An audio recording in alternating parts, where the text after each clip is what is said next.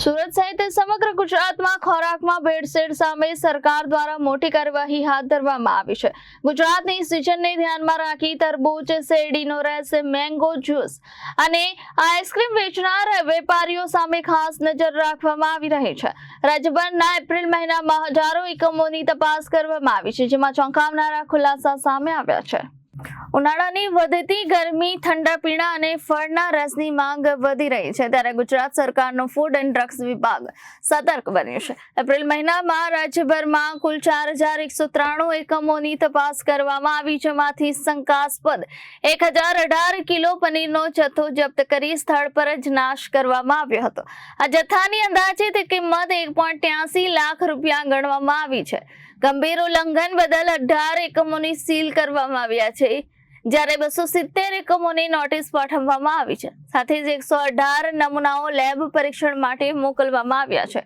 મહાનગરપાલિકાઓ દ્વારા કુલ 2.84 લાખ રૂપિયાથી વધુનો દંડ વસૂલવામાં આવ્યો છે। ખાસ કરીને ઉનાળાને ધ્યાનમાં રાખી તરબૂચ, શેરડીનો રસ અને મેંગો જ્યુસના કુલ 1705 નમૂનાઓની ચકાસણી કરવામાં આવી છે। ફૂડ સેફ્ટી ઓન વ્હીલ્સ દ્વારા 1576 સ્થળોએ તપાસ કરી લોકોને જાગૃત કરવાનો પ્રયાસ પણ કરવામાં આવ્યો છે। ખાદ્ય અને નાગરિક પુરવઠા મંત્રી પ્રફુલ્લ પાનસેરિયાએ સ્પષ્ટ કહ્યું છે કે ભેળસેળ કરનારાઓને કોઈ રાહત આપવામાં નહીં આવે અને તેમના સામે કડક કાયદાકીય કાર્યવાહી થશે। તેમણે લોકોને અપીલ કરી છે કે સસ્તા અને હલકી ગુણવત્તાના આઈસ્ક્રીમ અથવા ઠંડા પીણા ખરીદવાથી બચવું જોઈએ અને પ્રમાણિત કંપનીના સ્ટાન્ડર્ડ પ્રોડક્ટને પ્રાથમિકતા આપવી જોઈએ। સરકારે પણ ચેતવણી આપી છે કે લોકોના આરોગ્ય સાથે છેડછાડ કરનારાઓને કોઈ પણ પરિસ્થિતિમાં છોડવામાં નહીં આવે। સુરત શહેર અને ગુજરાતભરમાં જે રોડ ઉપર, સ્ટ્રીટ ઉપર ખુલ્લા ખોરાક વગેરે, કોલ્ડ ડ્રિંક્સ, તરબૂચ, મસાલાઓ વેચે છે, એમાં ગુજરાત સરકારના ફૂડ એન્ડ ડ્રગ્સ વિભાગ દ્વારા આરોગ્ય જાળવણી માટે સતત એમના ઉપર વોચ રાખી એમના તપાસ, એમના નમૂના લેવાઈ રહ્યા છે।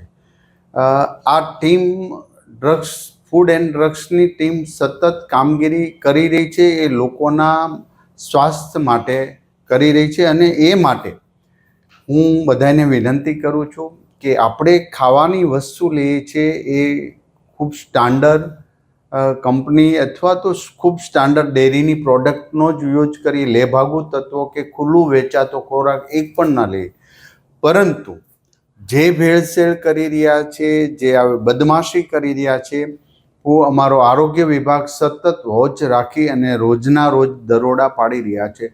1.21 લાખ જેટલી દવાઓ, ડ્રગ્સની અંદર ભેળસેળ અને નશીલી દવાઓ વગેરે શંકાસ્પદ દવાઓનો જથ્થો સીલ કરી દેવામાં આવ્યો છે। એ જ રીતે આઈસ્ક્રીમ, કેરીના રસ, તરબૂચ વગેરેની અંદર પણ ભેળસેળ કરીને જે એસેન્સ નાખે, કલર નાખે છે, આ લોકોને પણ છોડવામાં નહીં આવે। એટલે એના હેતુથી આ જાગૃતતા લાવે છે।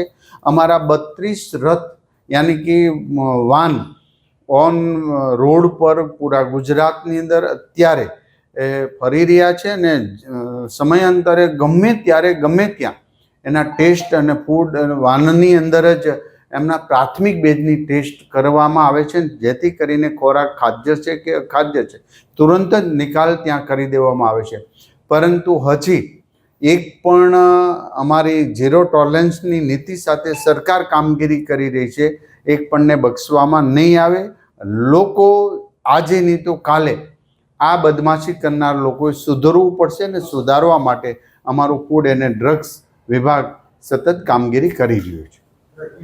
Reporter Arvind Rathod, Janadesh news, Surat.